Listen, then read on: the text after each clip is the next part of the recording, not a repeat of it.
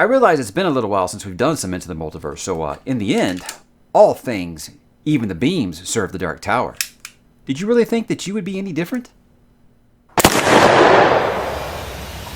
The lessons which I remember the longest are always the ones that are self-taught.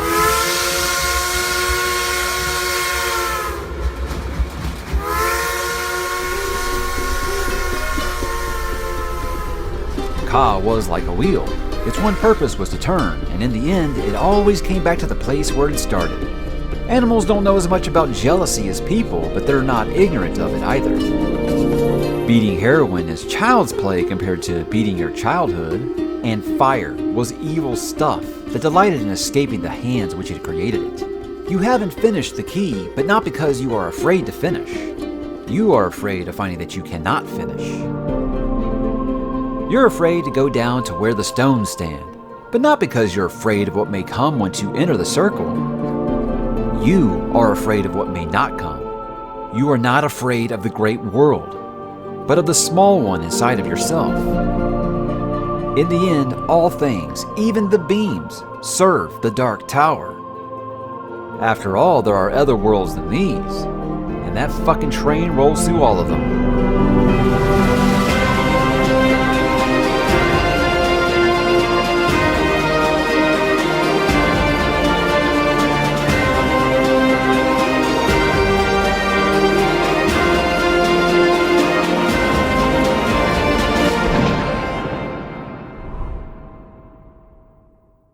Hey, what's up, bookworms and constant readers and gunslingers? Mike back today to talk a little King, Stephen King, as we dip into the third novel within the Dark Tower universe. This, of course, is 1981's The Wastelands. This is a book I have been very excited to talk about because in my memory, it was really this or book number 2 that was my favorite when I read The Dark Tower for the first time at 19 years old. So has it held up? Has that position changed? Well, we're going to talk about it, guys. It's the 18th novel under Stephen King's own name.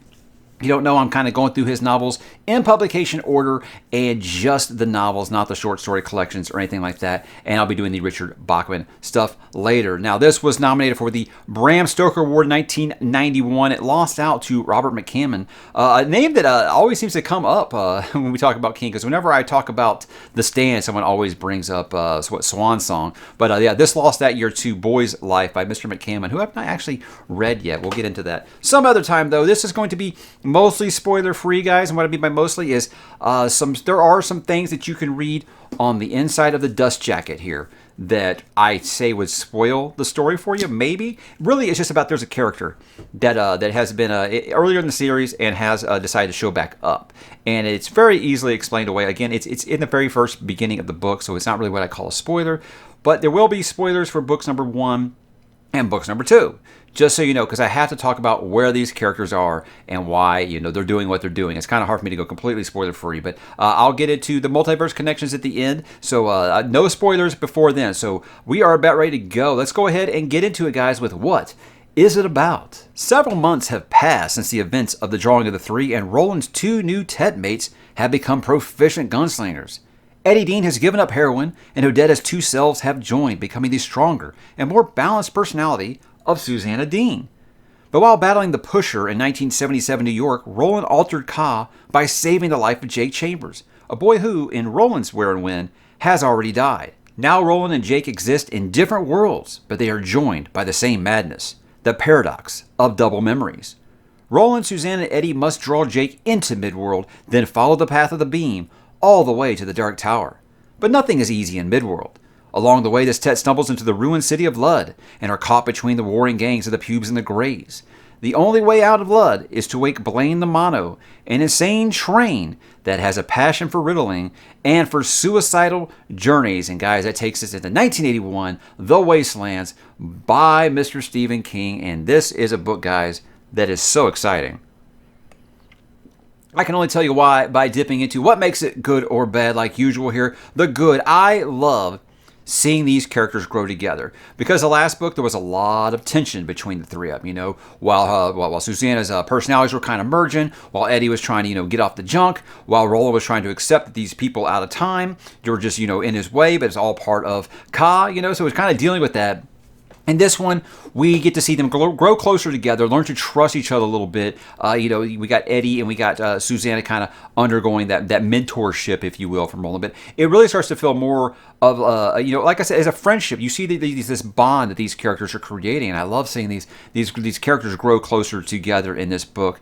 And mainly, look, right off the bat, Eddie and Susanna's relationship. I said one of my things about the last one that I didn't like was the insta love. Now, look, they are still very romantically involved, but I think you get to see that relationship take hold more in this one, and you see how much it feels like it's better done now than it was in book 2, where it did seem like, hey, I fell asleep and I woke up and all of a sudden I'm in love with this woman. I believe that love at first sight can happen, but it's always something that I bring up when I'm trashing YA novels, so I'm not going to not do that just because this is written by Mr. King. But with this, I think that relationship really grows better. And then, of course, you got Eddie and Susanna learning how to be gunslingers or training. This isn't like a lot of nowadays fantasy books where it's like someone picks up a gun, all of a sudden, wow, look at that, they're the best gun shooter in the history. It's not like that.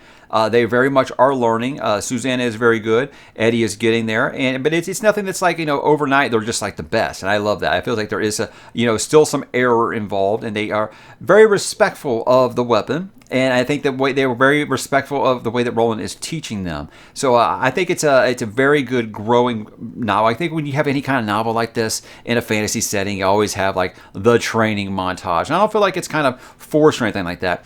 And no matter how good you think they're getting, whenever you see Roland actually shoot the gun, the fact that they're like, holy hell, that was amazing. It's just so much different. You see, he's still way on a different level than they are. But I think Eddie, this is really, I think, if book 2 was kind of Susanna's book, I feel like this one is very much Eddie's book. And what I think by that is because like Jake has a very big part in this book, but Eddie, I think this is the one where his arc is, I think he had a pretty decent arc in the Drawing of the Three. I do, kicking the junk, like I said, and accepting his fate, what's going to happen here. But with this one, he's learning how to deal with letting go of some things from his childhood, with his brothers. Very, very good stuff. Very well written, as expected, anything like that. So if you can't have like your coming of age, you got to have your character growth. And King obviously excels at this, and he does a great, great job with Eddie in that regard. I think with Eddie learning how to, overcome his habit and things like that is one thing, but finding his courage, and even the one part in this book, there's a confrontation with Roland where he's pretty much saying like, you know what? I'm demanding your respect. And like I said, it was a very big moment for Eddie, but he demanding his respect, but not in an awful way. I mean, in a way that was like, wow, you've really grown as a character, and Roland respects that. He respects that he's asking for his respect, yes. But I think in this one, kind of seeing that Roland does have a heart of gold, because the things that he did in the first book, you're like, holy hell, this guy would slit his own mama's throat to find that tower. And in this one, he really is willing to do whatever it takes to make up for what he did in the events of book 1. So I think it really, in this one, it kind of shows that he does kind of have a heart of gold. It's one of those things that you really did think he was just, this is not I couldn't even call him an anti-hero before. He just, he's a man on a mission, and he's going to do whatever it takes. He's going to step on everyone's throat. He has to get there. And with this one, it just seems like he really, it's the first time I think he hasn't felt very self-serving. He's really felt like he's doing stuff for others, because he bends over backwards for Eddie and Susanna. He bends over backwards for Jake. I feel like he's really there for this group now, this Ka-tet, that is really growing closer together, and I love seeing that with him. Now with Jake, it's not quite coming of age, but there are hints of it. We do deal with a lot of stuff of him from his world still, dealing with his family and the struggles of that family and stuff like that. And I always enjoy that stuff. I really love seeing like the differences between the worlds and things like that. And he doesn't trust that elephant in the room of how Roland does look like Clint Eastwood from the Man with No Name movies. I think that was kind of a nice touch. But seeing him cope with this his burgeoning insanity, but also at the same time his desire to reunite with Roland, even though he knows, hey, Roland let you die. Did you forget that? That's something that isn't just kind of swept under the rug. He does remember this, but there's a part where he's writing a paper for his history class or something like that. And it's very good. It's very, very good stuff. But I do love the merging in this of the other worlds and these. This is where we've always heard, there are other worlds in these, and we've seen that. But this is where you kind of go to see where they meet. And I think it's a really neat little twist there. And you just kind of start to dive deeper into that Dark Tower mythos. The path of the beam is a really big thing in this, and you learn about the guardians and things, the mystical beams that hold this world together. And guys, this is where you really get into the roots of this multiverse, where you start seeing that the Dark Tower is the thing that holds all of these Stephen King characters and books and series together. It really starts here. This is where it all really begins to take shape, in that, okay, yes, I have a larger world, and this is where it all meets. And I think that's such a neat thing. But hearing about the Guardians, I think it's just some of the coolest things ever. Just the Shardik, the Guardian in this, it's just like so wild and imaginative. And I'll talk about when I get to Multiverse Connections, there might be a little dancing clown kind of cameo that you might recognize. Not really a cameo, but a mention, a nice little tie-in somehow, a book that features a nice little dancing clown. We'll get to that into the multiverse stuff here at the end. But Oi has to be one of my favorite animal companions of all time. A Billy Bumbler. I imagine he's kind of like half like a raccoon, half like a dog or a cat. I'm not really sure. I mean, you can look at some of the fan art out there. In fact, I used one in the intro because I think that Oi is just such a fantastic character. Just very much a part of this Ka-tet now. And we've got almost our full Ka-tet. There is one more character that doesn't come until later in the series. I will not spoil that for you at all. But right now, we've got our 4 here. We got Jake, we got Roland, we got Eddie, we got Suzanne, and we got Oi. That's 5, isn't it? So we got our 5 here. So math can be hard sometimes, but I think it's because you spent the whole last book with 3. But you do add 2 new characters to the Ka-tet this time, and Oi is a great character. And I think with this one, really sets itself apart from the last 2 books, and I like the Man in Black a lot, the first book, but I mean, he really was just very, very briefly there because that was such a brief book. With this one, the villains really do leave a lasting impression. Gasher is horrifying, the TikTok man, and of course, guys, Blaine the Mono. This is the big one. This is a character that I think is just one of the wildest and most creative things that King has ever done. And this character right here, man, is just, I really feel like this is his hat tip to Tolkien. We do play on like Riddles in the Dark with Gollum and Bilbo doing the riddles in The Hobbit. I really feel like this is that kind of that tribute to that, but it's done in such a way that it's not just like beat for beat. We're just going to be derivative of Tolkien here. Like I said, it feels very much like a hat tip, kind of standing on the shoulders of giants and saying, hey, here is my tribute to someone that I adored. And it's really done respectfully, and in a way that's still very entertaining and unique at the same time. So anytime you got a hat tip to the man, the myth, the legend, J.R.R. Tolkien, I am going to be all about it. Now, there are some bad things here. Now, look, guys, I'm not going to lie to you. I don't find these things bad at all.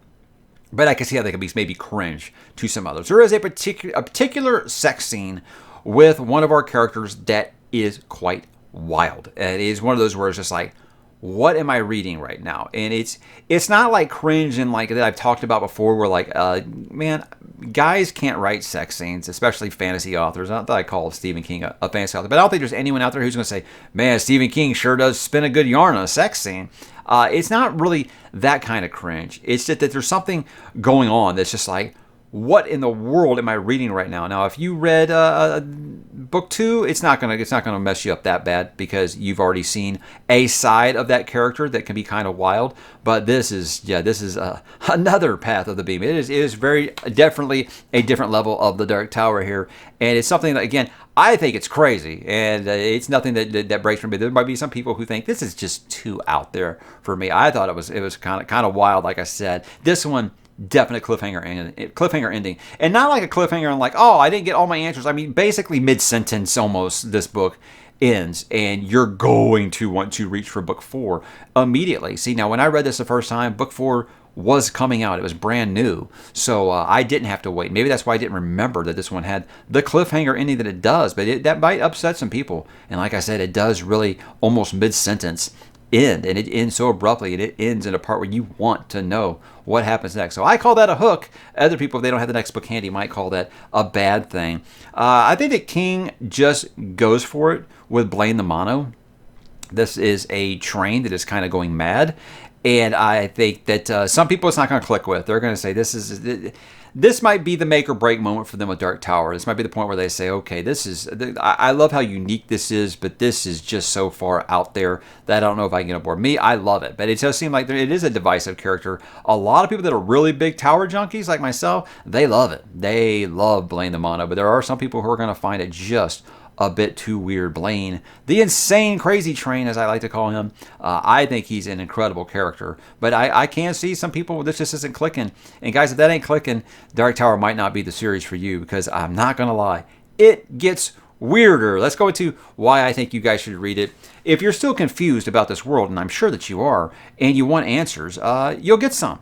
You're going to get a whole lot more questions, but you're definitely going to get some answers. You'll get some answers about what happened, why the world has moved on, so to speak. You're going to get a lot of those kind of answers here, and you're going to get answers about some things that happen in Gunslinger. This is the first time I think you really get some answers about what happened, especially in the climax of Gunslinger and certain characters. And if you love the quirkiness and the weirdness and the unique take that this series has provided so far, this is only going to take it further. You're really going to just be way out there. It's kind of like I said in that Malazan way, and that I don't feel like Erickson is being derivative of anything. I feel like he's just kind of going for it. Same with this. Outside of that hat tip to Tolkien, like I said, this is some of the most freshest ideas I think that you're ever going to find. That's what makes this series stand above a lot of other fantasy series for me, is that it is just so original.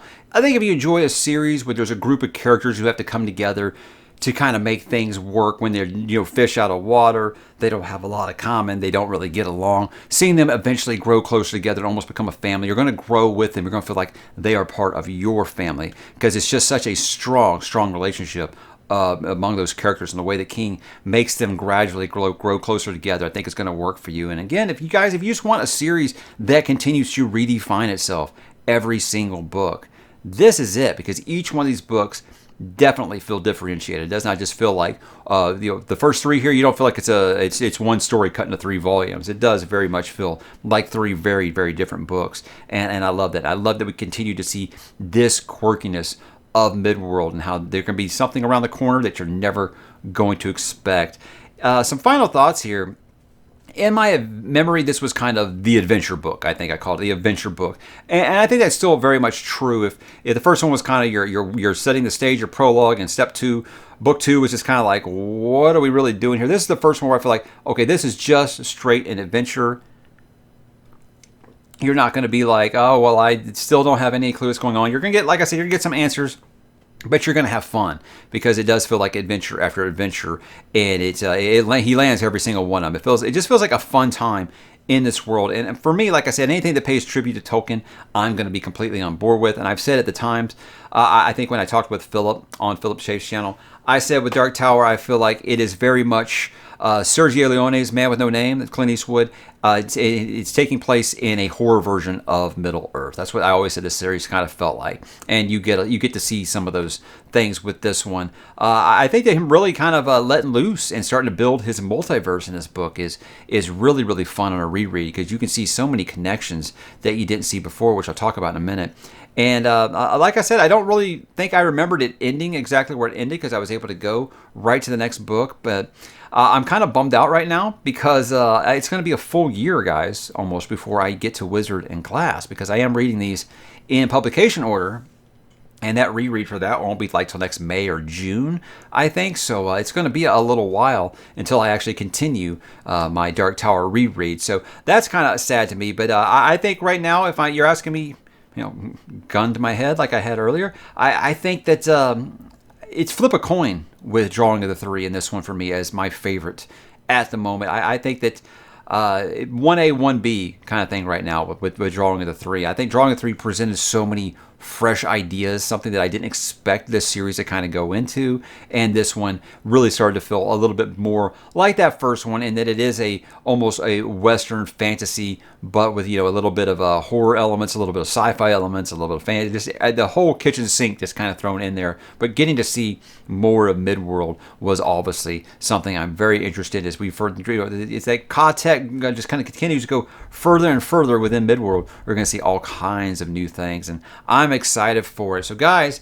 that's kind of all I got. I'm going to kind of move into Multiverse Connections now. Like I say, I like to give a spoiler warning for this. I don't feel like it's anything that's going to break the book for you if you haven't read it, but I might be talking about ones that I haven't covered yet or you haven't read yet. So just a warning there. Again, these are just pretty much Easter eggs. There's nothing that's going to break anything for you, but I just want to let you guys know first. Now, first up, It.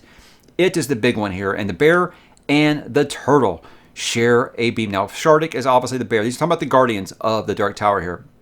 They have these beams that go across the Dark Tower, right? And you have a guardian on one end and the other end. And this one, you hear Shardik, the bear. Actually, on the other end is Maturin the turtle. Yes, the same Maturin from It that Bill had his little moment with. It's a really, really cool connection. And obviously, he has a prevalent role in both these books. And then there's the mansion that Jake is actually, when he crosses over into Midworld.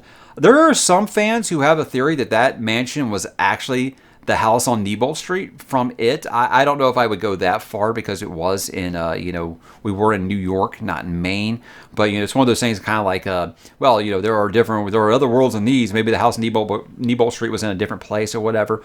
But there are some things, some things, and I actually wrote these down, guys, because I can't remember. There's some wallpaper. It says roses and elves wearing green caps. And that was in the house on Nebold Street. Now, in this mansion, the wallpaper says elves with sly smiles on their faces beneath green caps. So obviously, he's probably having fun with this here. But I thought that was a nice little tie-in there. But I'm not ready to jump on with that. It actually being the house on Nebold Street, but it wouldn't be shocking. At this point, he was tying things together.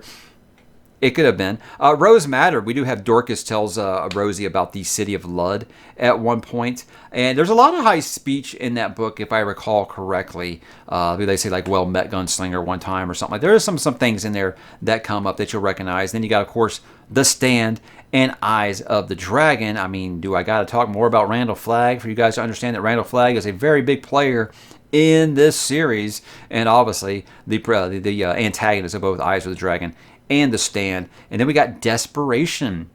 Now, this could just be King being of the generation that he's of, saying this a lot. The phrase, the door is ajar. Well, the riddle in the Wastelands, when is a jar not a jar? The door is not ajar. I think that the door is ajar obviously isn't anything that could be just related to the Dark Tower. So it's cool. When is a door not a door? When it's a jar. Okay. Even I forgot how the riddle went there, but I don't want to ruin any of those riddles for you because there's some really, really great ones in there. But guys, that is all the Multiverse Connections. They're only going to get deeper as we get further across that path of the beam. So guys, have you read The Wastelands? What do you think? Where would you rank it in the Dark Tower up to this point through the first three? Drop in the comments and let me know, and I will talk to you there. Say hail, Gunslinger.